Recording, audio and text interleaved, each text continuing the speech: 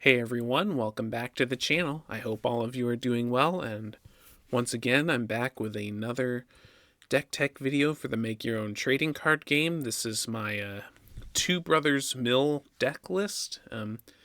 Two Brothers is reference to these two psychic brothers, Enoch and Scion, from my own universe, and milling refers to the act of milling cards, which, if you're not familiar with card game terminology, milling is simply the act of discarding cards from the top of your opponent's deck.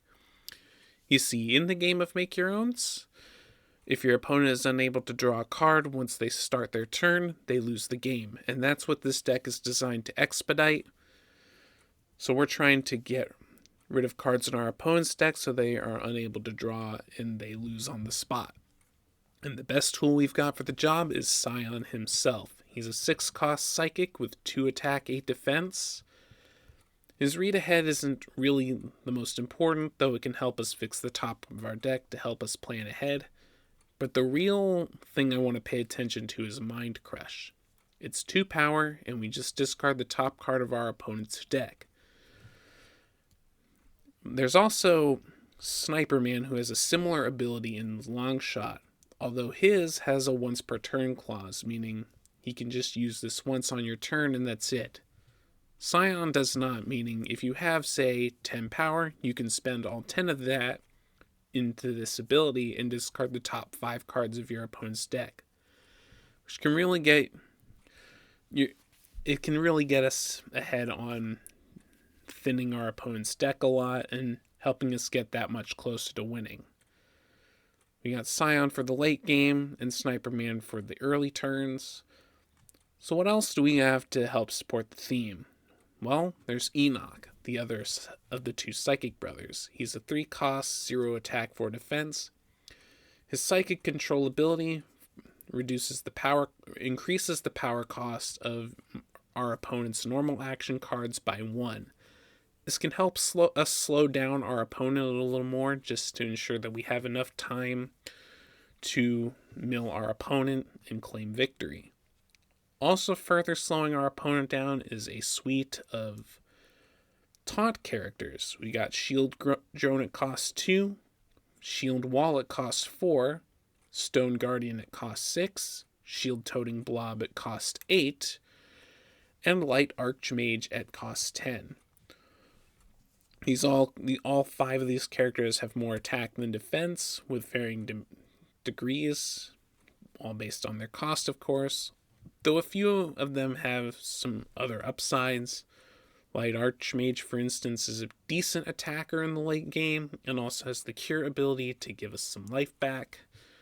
Shield Wall is nice too, just allowing us to, when it's knocked out, draw an additional card. Can be nice to have, so you'll want to play at least one of or more of these in addition to Scion, just to keep him nice and safe from our opponent.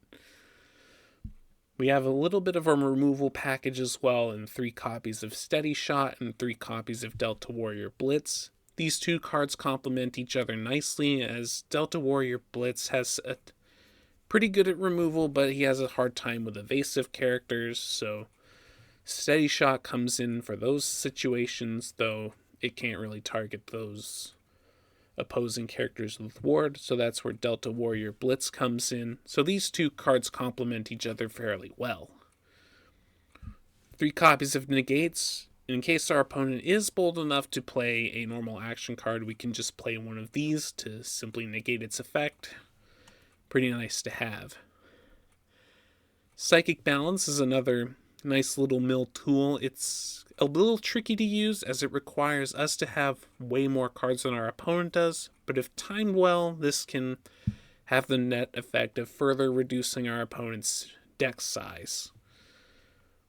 Gambler's pretty nice to have late in the game too. If we accumulate way too many cards over the course of the game, we can shuffle them back to keep our deck size much larger than our opponent's, ensuring that they'll mill out before we do. And sometimes we may get lucky and end up drawing 5 or 6 cards off of this, but really this is more to shuffle stuff back into our deck and keep things moving and keep our deck size powerful than our opponents.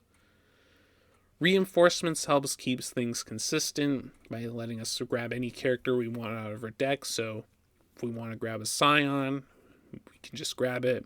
Grab any one of our Taunters as well, or Blitz if we need to. Very nice card to have. Chromatic Shield is a nice little modifier, giving a character an extra 2 defense, so it's very nice to have, especially on one of our Taunters.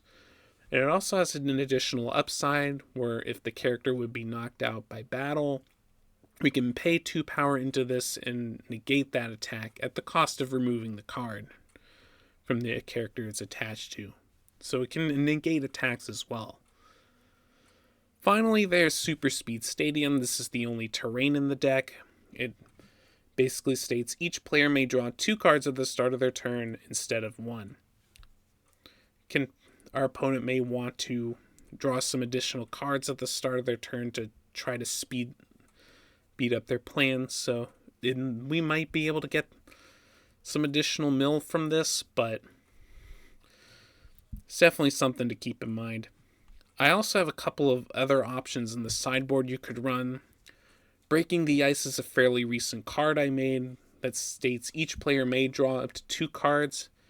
Can be useful here, although your opponent may choose not to draw any cards from the effect if they know exactly what you're doing. Energy Might is nice as well. Its sting ability states when it's knocked out, the opponent discards the top 2 cards of their deck. Although this does force your opponent to want to attack it, so if you have one of your Taunters available, this really doesn't do much. Frozen Cave is the other terrain of choice, and you might want to play it instead. It has a nice little effect of causing your opponent's characters with power cost 7 or more, giving them the ability to not attack on the turn they come into play, which can slow down our opponents, especially in the late game. So might want to run this over Super Speed Stadium in some situations. I've also got a couple of recovery cards too. Revival Ray is nice for when our Scions or any of our Taunters get discarded in some way, we can get them back. Same deal with Recycle Arm. Instead of getting them to our hand, we just get to take any 3 cards from our discard, shuffle them into our deck. Very nice to have. And that about does it for this deck tech. Thank you very much for watching.